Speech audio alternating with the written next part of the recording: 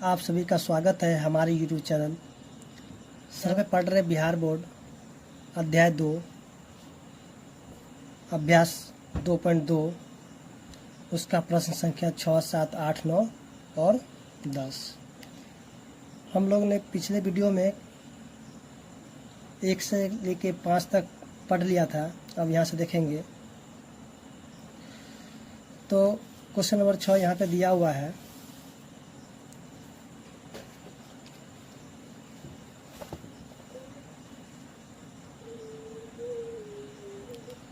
कि बिल्लू के पास जो है 1 रुपये, 2 रुपये एवं 5 रुपये के कुल 160 सिक्के हैं, जिनका कुल मूल्य 300 रुपया है। यदि 2 रुपये के सिक्कों की संख्या 5 रुपये के सिक्कों की संख्या के तिगुनी हो तो उनके पास प्रत्येक प्रकार के कितने सिक्के हैं।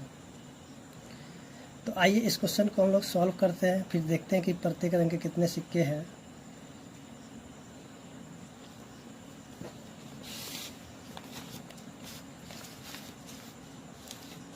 तो सबसे पहले यहाँ पे हम लोग क्वेश्चन पढ़ लेते हैं एक बार फिर से कि जो बिल्लू के पास जो है 1 रुपये, 2 रुपये एवं 5 रुपये के कुल 160 सिक्के हैं और इनका कुल मूल्य है 300 रुपया। अब है यहाँ से हम लोग शुरू करेंगे कि यदि 2 रुपये के सिक्कों की संख्या 5 रुपये सिक्कों की संख्या की तिगुनी हो, ठीक है, तो यहाँ पे हम देखेंगे कि जो 2 रुपये का सिक्का है वो 5 रुपये के तिगुनी है। तो हम क्या करेंगे, अब हमें तो 5 रुपये के सिक्कों की संख्या पता नहीं है तो हम इसको क्या करेंगे, x मान लेंगे। तो आइए हम लोग इसको सॉल्व करते हैं। तो यहाँ लिखेंगे माना कि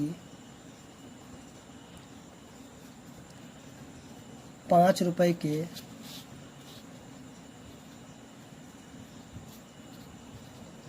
सिक्कों की संख्या x है। हम क्या किए, यहाँ पे 5 रुपये के सिक्कों की संख्या को हम x मान लिए। तो जो 2 रुपये के सिक्कों की संख्या है वो 5 रुपये के सिक्कों की संख्या की तिगुनी है। तब तो हमें यहाँ पता चल गया कि जो 5 रुपये के सिक्कों की संख्या कितना है, x है। तो हम लिख सकते हैं कि 2 रुपये के सिक्कों की संख्या अब जो 2 रुपये के सिक्कों की संख्या के 5 रुपये के सिक्कों की संख्या तिगुनी है तो हम यहाँ का क्या करेंगे, 3x कर देंगे, क्योंकि यहाँ पे x है तो इसका तिगुनी यानी कि 3x हो गया। तब अब जो है 1 रुपये है तो 1 रुपये के सिक्कों की संख्या कितनी होगी, यानी कि 1 रुपये के सिक्कों की संख्या तो 1 रुपये के सिक्कों की संख्या कितनी हो जाएगी, देखिए कुल सिक्के की संख्या कितना है, 160 है। तो हम यहाँ पे 160। अब जो है हम क्या करेंगे, 5 रुपये के सिक्कों की संख्या और 2 रुपये के सिक्कों की संख्या क्या करें, 160 में से हम घटा लेंगे तो हमें पता चल जाएगा कि 1 रुपये के सिक्कों की संख्या कितनी है। तो 5 रुपये के सिक्कों की संख्या x है और 2 रुपये के सिक्कों की संख्या 3x है। तो यहाँ पे हम कह सकते हैं कि 160 माइनस में 3 और 1 4x हो गया। तो हमें पता चल गया कि 1 रुपये के सिक्कों की संख्या कितना, 160 माइनस में 4x। तब अब यहाँ पे क्या करेंगे, अब क्वेश्चन को हम यहाँ पे सॉल्व कर लेते हैं, यानी कि प्रश्न से या प्रश्नानुसार। तो यहाँ पे सबसे पहले 1 रुपये के सिक्कों की संख्या है मेरा 160 माइनस में 4x प्लस 2 रुपये के सिक्कों की संख्या है 3x। उसके बाद 5 रुपये की संख्या हो गया है x और इन सब का जो वैल्यू है यानी कि मूल्य है, टोटल मूल्य हो गया है 300 रुपये। यानी कि जितना सिक्कों की संख्या उन सबको जब हम सिक्कों की संख्या को करते हैं, यानी कि 5 रुपये, 2 रुपये और 1 रुपये के सिक्कों की संख्या मिला करके टोटल वैल्यू कितना दे दिया है, 300 रुपये दे दिया है। तो यहाँ पे अब हम यहाँ पे क्या करेंगे, यहाँ पे 160 है तो इसको हम क्या, 1 रुपये के सिक्कों की संख्या तो हम इसको 1 से गुना कर देंगे। फिर यहाँ पे 2 रुपये के सिक्कों की संख्या तो इसको हम क्या करेंगे, 2 से गुना कर देंगे। उसके बाद ये 5 रुपये सिक्कों की संख्या तो इसको हम 5 से गुना कर देंगे, क्योंकि ये सब रुपए में दिया है, यहाँ पे ये रुपए में है, इसलिए सबको क्या करें, रुपए से हम यहाँ पे गुना कर दिए। अब इसको हम सॉल्व कर लेते हैं। इसको हम गुना कर देंगे तो हो जाएगा 160 माइनस में 4x, फिर प्लस में 3 दूनी 6x अब प्लस 5x बराबर 300। अब क्या करेंगे, इन सबको जोड़ लेते हैं तो 6 और 5 11 x माइनस में 4x बराबर 300 और ये प्लस 160 उधर जाकर माइनस में 160 हो जाएगा।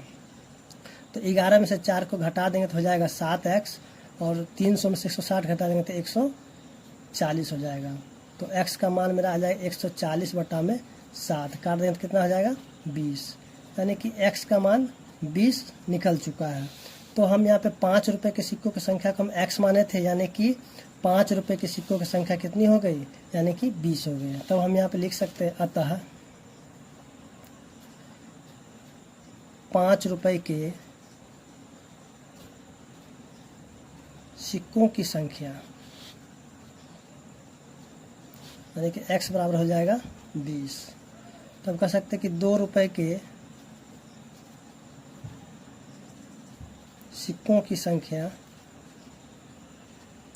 यानी कि 3x है तो 3 गुना में 20 यानी कि 60 हो जाएगा। अब हम कहेंगे कि 1 रुपये के सिक्कों की संख्या कितनी होगी, तो 1 रुपये के सिक्कों की संख्या, अब देखिए इन दोनों को जोड़ लीजिए, यानी कि 60 20 80 और 160 जो है कुल सिक्का है, तो इसमें से हम घटा देंगे तो मेरा निकल जाएगा कितना, 80 निकल जाएगा। या फिर हम ऐसे भी कर सकते हैं 160 और माइनस में 4x, तो यहाँ पर हो जाए 160 माइनस में 4 गुना में 20, तो 160 माइनस में 20 चौके 80 यानी कि 80। तो हमें पता चल गया है कि 5 रुपये के सिक्कों की संख्या कितना है 20, 2 रुपये के सिक्कों की संख्या हो गया 60 और 1 रुपये के सिक्कों की संख्या हो गया 80। तो उम्मीद करते हैं कि क्वेश्चन नंबर 6 आपको समझ में आ गया होगा। अब हम इसका क्वेश्चन नंबर 7 यहाँ पे देखेंगे। जैसा कि क्वेश्चन नंबर 7 यहाँ पे दिया हुआ है, पिता ने अपने 3 संतानों के बीच अपनी संपत्ति का बंटवारा किया, जो कि 1, 2 और 3 के अनुपात में ये करता है, और अपने लिए जो क्या करता है 1 लाख रुपए रखता है। यदि उसकी कुल संपत्ति 2.5 लाख रुपया है तो वो प्रत्येक संतानों के हिस्से के रूप में मतलब क्या मिला, यानी कि उनकी जो संतान है उनको कितने कितने करके उसकी संपत्ति मिला है। आइए इसको हम लोग सॉल्व करते हैं। तो यहाँ पे हम लिखेंगे, माना कि पिता द्वारा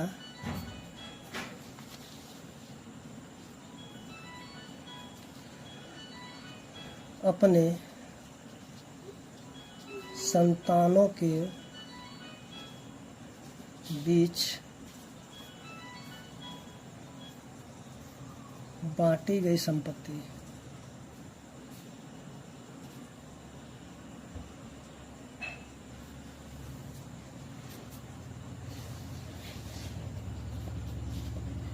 तो हो जाएगा x, उसका हो जाएगा 2x और ये हो जाएगा 3x। तब हम यहाँ पे सीधी सीधी प्रश्न से चलते हैं।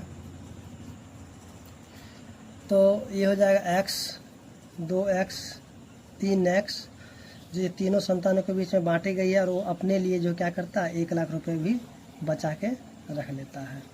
और इन सब का यानी कि चारों को हम जोड़ देते हैं तो मेरा कितना हो जाता है 2.5 लाख रुपए के बराबर हो जाता है। तो ये जो है लाख में है तो इसको हम क्या करें 1 लाख से गुना कर देंगे, तो ये हो जाएगा 3 3 6x बराबर ये हो जाए, इसको हम गुना करते 2.5 लाख और इसमें से माइनस कर देंगे कितना 1 लाख, ये इधर आके घट जाएगा तो हो जाएगा 6x बराबर में हो जाएगा 1.5 लाख। अब हम पे x का मान निकाल लेते हैं, यहाँ बट्टा में 6, तो 25 6 का 150 यानी कि 25,000। तो x बराबर 25,000। तो पिता द्वारा बांटी गई रकम कितनी हो गई, अतः तीनों संतानों के बीच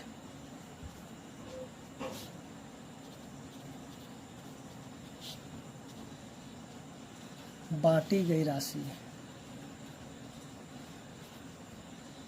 तो पहला है x, उसके बाद 2x, 3x। तो x का मान मेरा निकल गया 25,000। उसके बाद 2 गुना में 25,000 यानी कि 50,000। उसके बाद 3 गुना में 25, 75,000 यानी कि तीनों संधान के बीच में बात है 25,000, 50,000 और 75,000।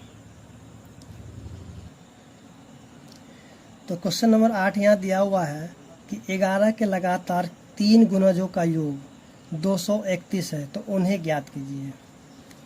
तो यानी कि जो 11 का जो लगातार गुणज, जैसे कि 11 के 22, 33, इस तरह से जो है उनका जो 3 गुणज है उनका योग जो है 231 है, तो संख्या क्या होगी। तो आइए इसको हम सॉल्व करते हैं। तो हम यहाँ पे सबसे पहले लिखेंगे,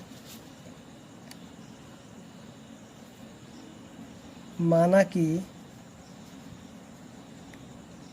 11 के लगातार 3 गुणजों का योग, सर 3 गुणज, एक होगा x, x प्लस में 11 और x प्लस में 22, यानी कि पहला हो जाएगा x, दूसरा हो जाएगा कि जो गुणज होगा उसमें 11 जो उसका गुणज मालूम होगा, और तीसरा में भी जब हम 22 को जोड़ेंगे तो उसका गुणज हो जाएंगे। अब यहाँ पे हम चलेंगे प्रश्न से। तो यहाँ पे x प्लस में x प्लस 11, x प्लस 22 बराबर, इन सब का योग कितना है 231। इसको हम जोड़ लेते हैं।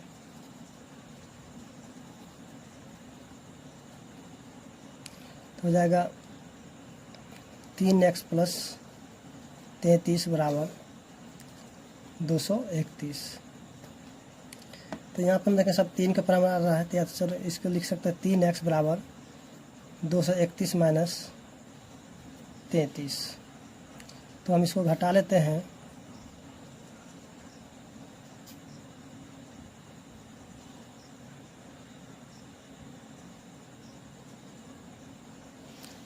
तो 3x बराबर 198। तो हम कह सकते हैं कि x बराबर कितना हो जाएगा 198 बटा में 3, काटेंगे तो हो जाएगा 6, तो x बराबर कितना हो जाएगा 66।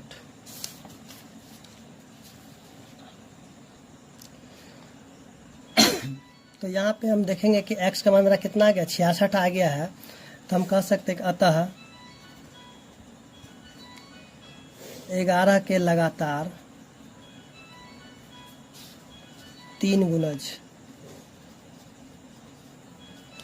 पहला मेरा है x, दूसरा x प्लस 11 और तीसरा x प्लस में 22। तो x का मान मेरा आ गया 66। इसमें हम क्या 66 हम 11 जोड़ देंगे तो जाएगा 77, फिर हम 66 में जब हम 22 को जोड़ देंगे तो जाएगा 88। तो ये जो 11 के लगातार 3 गुणज है 66, 77 और 88। तो इसका आंसर हो गया 66, 77 और 88। तो उम्मीद करते हैं क्वेश्चन नंबर 8 समझ में आ गया होगा। अब हम यहाँ पे क्वेश्चन नंबर 9 को देखते हैं। तो क्वेश्चन नंबर 9 यहाँ पे दिया हुआ है कि संकुल संसाधन यानी केंद्रीय मध्य विद्यालय फरना में आयोजित बाल मेले में प्रत्येक विजेता छात्र को 2 कलम एवं जो विजेता को छोड़कर यानी कि जो भी है उनको क्या होता है 1 कलम दिया जाता है। यदि कुल छात्र 100 है, जैसे कुल छात्र 100 के बीच 120 कलम दिए जाते हैं, तो विजेताओं की संख्या ज्ञात कीजिए। तो आइए हम लोग देखते हैं इसका। तो 9 नंबर, तो हम सबसे पहले विजेता को हम x मान लेते हैं। माना कि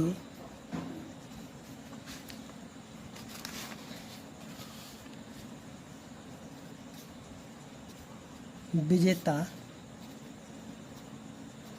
छात्रों की संख्या x है, तब दूसरे छात्रों की संख्या दूसरे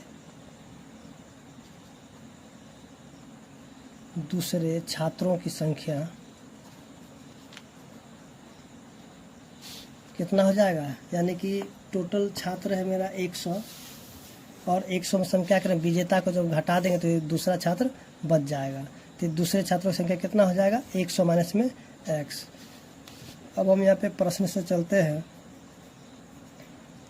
तो यहाँ पे x प्लस 100 माइनस x बराबर, और कुल पेन की संख्या कितना है, कलमों की संख्या है 120। यानी कि विजेता छात्र और जो विजेता नहीं है उन छात्रों को जो बीच में जो टोटल कुल कलम जो है 120 जो है बांटी गई है। तो अब बताना कि विजेता छात्रों की संख्या कितनी है। देखिए विजेता जो छात्र था उसको जो 2 कलम जाते हैं, यानी कि इसको हम 2 से गुना कर देंगे, और जो विजेता नहीं उसको जो 1 कलम जाते हैं इसको हम यहाँ पे 1 से गुना कर देंगे। अब क्या करें, इसको हम यहाँ पे गुना कर लेते हैं, तो 2x प्लस में इसको गुना 100 माइनस में x बराबर में 120। तो इस 2x में से 1 x घट जाएगा, तो मेरा बच जाएगा x बराबर 120 में से हम घटा देंगे 100, तो बच जाएगा कितना, 20। यानी कि x का मान मेरा यहाँ 20 आ गया है। तो हम यहाँ पे विजेता छात्र को हम यहाँ पे x मान लेते थे, अतः क्या हो जाएगा, विजेता छात्रों की संख्या 20 हो जाएगा। अतः विजेता छात्रों की संख्या 20 होगा।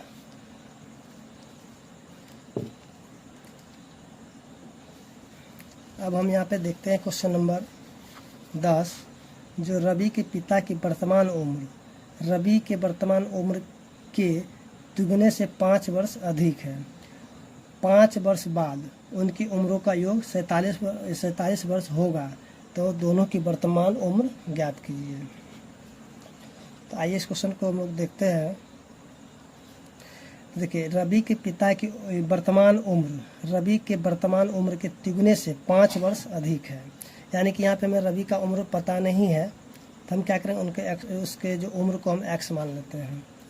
तो यहाँ पे माना कि रवि की वर्तमान उम्र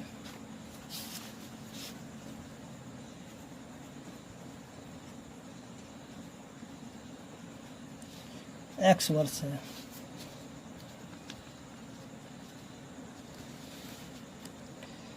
तब रवि के पिता का वर्तमान उम्र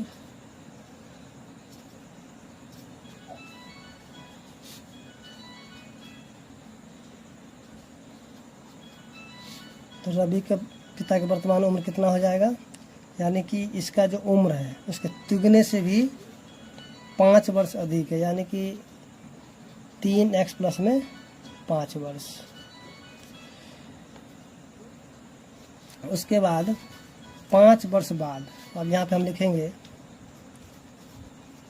5 वर्ष बाद।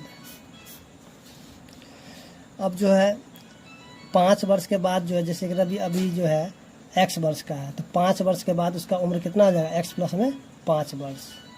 तो यहाँ पे लिखेंगे 5 वर्ष बाद रवि का उम्र, यानी कि x प्लस में 5 वर्ष। इसका रवि के पिता का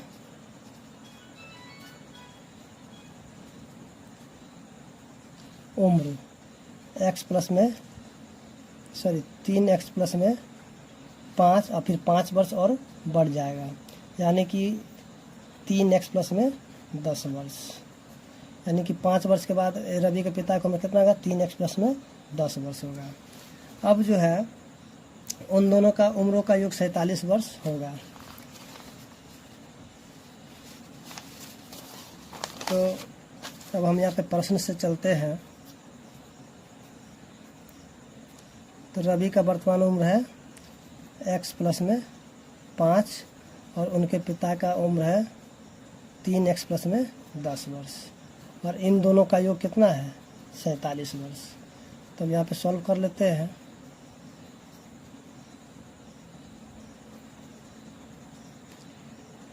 तो यहाँ पे हो जाएगा 3 4x 10 और 5 15 बराबर 47।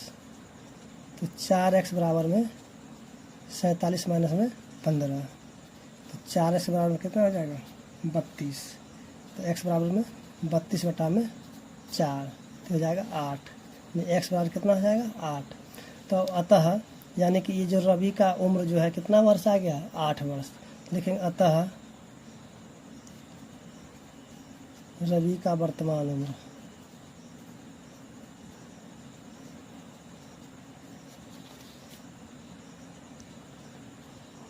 8 वर्ष और रवि के पिता का वर्तमान, रवि के पिता का वर्तमान उम्र कितना है, यानी कि 3x प्लस में 5 वर्ष, यानी कि 3 गुना में 8 प्लस में 5 वर्ष, 8 या 24 प्लस में 5 बराबर में 29 वर्ष। यानी रवि कितना वर्ष का हो गया, 8 वर्ष का, और पिता उसका कितना हो गया, तो 29 वर्ष का हो गया। तो उम्मीद करते हैं क्वेश्चन नंबर 10 आपको समझ में आ गया होगा। अगर आपको मेरा वीडियो अच्छा लगा हो तो आप अपने मित्रों के साथ ज़रूर शेयर करें और मेरे चैनल को सब्सक्राइब कर लें। धन्यवाद।